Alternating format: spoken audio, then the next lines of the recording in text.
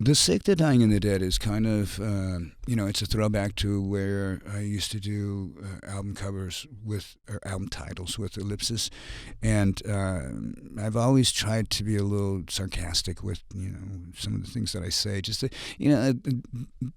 being able to leave people, with a smirking smile, kind of, I like to make people laugh and to think, The Sick, the Dying, and the Dead goes back to that period where we had album titles with the ellipsis, with, or however you say it, I can't remember how to say the word, ellipse.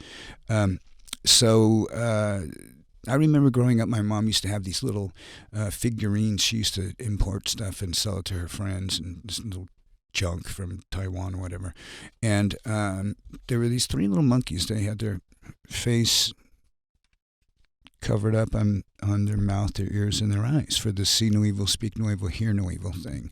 So that made a big impression on me about, you know, just the way that the logo for the mascot came, with his visor, see no evil, his ear caps, hear no evil, staples, see no evil, and this track in particular, going back to where the old skull beneath the skin stuff, back when we were doing more macabre kind of stuff, it just more dark colors on the palette wheel, if you know what I mean.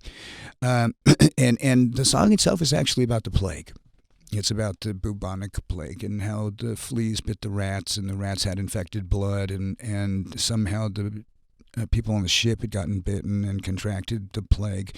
And when they landed in Sicily, it got on the ground, and there you have it. Millions and millions of people died because of the fleas and the rats on that boat, which I thought in itself was just an amazing story, and what it did to the world. How many people that it knocked out. Think about exponentially, how many people that was.